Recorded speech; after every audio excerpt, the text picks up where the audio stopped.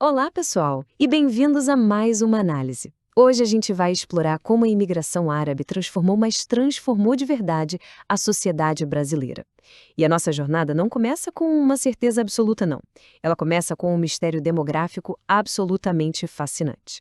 Bom, vamos mergulhar direto nisso. Quando a gente olha para a demografia do Brasil, uma das perguntas mais difíceis de responder é exatamente essa. Afinal, qual é o número real de descendentes de árabes vivendo no país hoje? E olha, isso não é só um detalhezinho metodológico sem importância. É literalmente o ponto de partida perfeito para a gente entender a própria essência dessa imigração. E é aqui que a gente vê a escala desse mistério. Tem uma discrepância colossal nos dados. É quase inacreditável. De um lado, a gente tem o governo brasileiro, através do Itamaraty, estimando que existem entre 7 e 10 milhões de descendentes, principalmente de libaneses, aqui no Brasil. É muita gente. Mas aí, por outro lado, pesquisas independentes baseadas no censo do IBGE encontram um número totalmente diferente. Uma pesquisa de 2008, baseada em autodeclaração, aponta para cerca de apenas 1 milhão de pessoas. Essa diferença absurda mostra o quão profundamente essa herança se misturou na nossa população, a ponto de ficar quase impossível de contar. Mas para entender como a gente chegou em qualquer um desses números, seja 1 ou 10 milhões, precisamos voltar lá nas raízes. Essa mudança demográfica gigante começou no finalzinho do século XIX. E adivinha por quem foi impulsionada? Pelo próprio imperador Dom Pedro II. Depois de uma viagem diplomática ao Oriente Médio, ele ficou simplesmente fascinado pela cultura e pela hospitalidade do povo de lá. E foi exatamente através desse contato inicial e de todo esse incentivo que as primeiras levas começaram a olhar para o Brasil como um destino promissor. Parte 1. Fugindo do Império Otomano. As origens e primeiras motivações.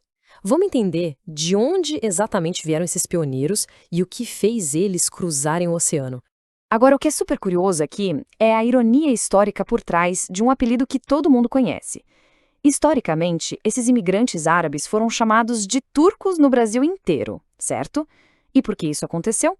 Simplesmente porque lá no comecinho da imigração, esses sírios e libaneses chegavam aos nossos portos com passaportes emitidos pelo Império Turco-Otomano. É uma ironia tremenda, porque muitos deles estavam emigrando justamente para escapar das privações e do domínio severo desse mesmo império. Isso nos leva a derrubar um dos mitos mais comuns sobre essa história. Tem muita gente que acha que esses primeiros imigrantes do Oriente Médio eram estritamente muçulmanos. Mas os registros de entrada lá no Porto de Santos entre 1884 e 1933 revelam uma realidade bem diferente. A esmagadora maioria, cerca de 65%, era de católicos, como maronitas e melquitas. Outros 20% eram ortodoxos orientais e só 15% eram muçulmanos ou drusos. Ou seja, eles eram, na verdade, majoritariamente cristãos buscando uma vida melhor e fugindo das dificuldades financeiras nas suas terras. Parte 2. A ascensão dos mascates e a batalha econômica. Com isso, a gente entra no capítulo que define a alma da experiência árabe brasileira, o incansável vendedor ambulante. Apresento a vocês a figura do mascate, uma palavra que, aliás, deriva do árabe el-matrak. E o que faz a história do mascate ser tão sensacional é a mudança radical de paradigma de vida. Lá no Oriente Médio, muitos deles tinham origem camponesa. Mas ao chegar no Brasil, para escapar daquela miséria do trabalho rural que eles já conheciam muito bem, decidiram encarar de frente o comércio urbano, que era super extenuante. Eles pegavam a estrada pesada, levando mercadorias para cidades e até para fazendas isoladíssimas do interior do país. E essa coragem enorme moldou o que a gente pode chamar de uma verdadeira escada do sucesso. Funcionava mais ou menos assim. O mascate economizava cada centavo, suando a camisa. O passo 2 era conseguir largar a vida exaustiva de ambulante e abrir um pequeno comércio urbano, os famosíssimos armarinhos. E o negócio dava tão certo que já em 1907, pesquisas mostraram que 80% das lojas de sírios e libaneses em São Paulo e no Rio já eram especializadas em tecidos e armarinhos. O passo 3? Bom, muitos deles deram um salto gigante e se tornaram os grandes industriais do Brasil, uma baita evolução. E no meio dessa batalha econômica diária, rolou muita troca cultural. Uma curiosidade linguística maravilhosa é que no idioma árabe simplesmente não existe o som da letra P. Então, quando eles tentavam ser simpáticos e chamar os clientes ou amigos de patrício, no sentido de compatriota, acabava saindo um sonoro batrício. E sabe o que é o mais legal? Essa peculiaridade não gerou isolamento nenhum. Pelo contrário, virou uma marca super afetuosa que conectou os imigrantes aos moradores locais de um jeito extremamente amigável. Parte 3, moldando o mapa do Brasil e a dispersão geográfica. Com os mascates viajando por aí sem parar, a gente vai ver o impacto prático gigante que eles tiveram na hora de conectar um país tão imenso.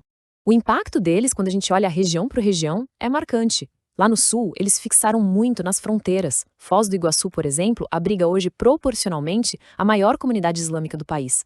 No Sudeste, o impacto comercial foi massivo, a ponto de criarem o maior polo de comércio popular do país, a Rua 25 de Março.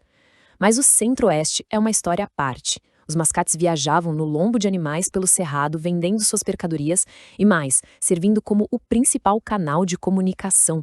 Nas décadas de 20 e 30, era através dos mascates que as famílias em fazendas isoladas ficavam sabendo o que estava acontecendo no Brasil, como o andamento da Revolução de 30. É incrível pensar nisso, né? Essa presença no Centro-Oeste deixou marcas profundas na população até hoje. Estima-se que cerca de 5% de todo o pessoal do Mato Grosso do Sul tem ascendência árabe. Tudo isso por conta de uma rota super estratégica. A partir de 1912, muita gente desembarcava no Porto de Santos e ia direto para o Porto de Corumbá. Eles se espalharam pelo estado e, olha o peso disso, ajudaram até construir fisicamente a histórica Estrada de Ferro Noroeste do Brasil. E voltando os olhos de novo para o Sudeste, os marcos institucionais e sociais são inegáveis. Como a gente mencionou, a Rua 25 de Março em São Paulo se tornou o maior centro comercial do Brasil graças ao trabalho deles. Em termos de infraestrutura de saúde, fundaram o respeitadíssimo Hospital Sírio-Libanês.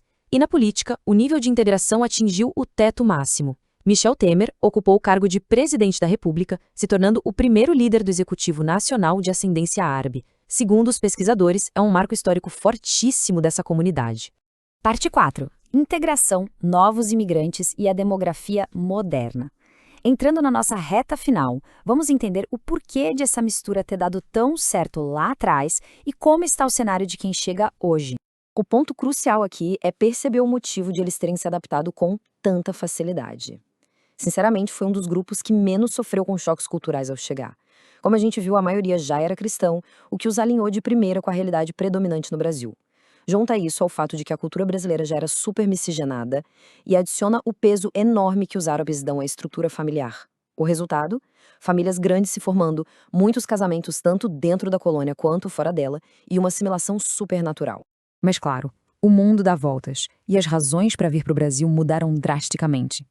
Se lá no final do século XIX a fuga era das privações otomanas, as décadas mais recentes trouxeram outras tragédias.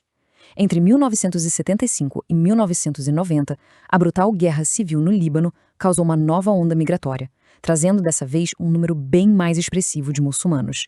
E mais perto da gente, ali por volta de 2015, vimos a chegada de muitos sírios, famílias inteiras fugindo da severa guerra civil no país e da violência brutal do Estado Islâmico. E com a chegada desses novos imigrantes, o perfil religioso começou a diversificar bastante. Lembra daquele mistério dos dados lá do comecinho da nossa análise? Pois é, ele se repete agora com a demografia moderna. Olha esses números. De um lado, o censo do IBGE registra cerca de 27 mil islâmicos no Brasil. Em total contraste, a Federação Islâmica Brasileira estima a presença de impressionantes 1,5 milhão de muçulmanos no país. Essa dificuldade toda em rastrear os dados reais mostra pra gente como a comunidade continua extremamente fluida e em um processo contínuo de integração. E isso nos deixa com um pensamento excelente para fechar nossa explicação de hoje. A trajetória desse povo é simplesmente formidável, de mascates ralando em estradas de terra até se tornarem grandes industriais e políticos formadores da nossa nação. Com novos imigrantes chegando nas últimas décadas por motivos diferentes, fica a provocação.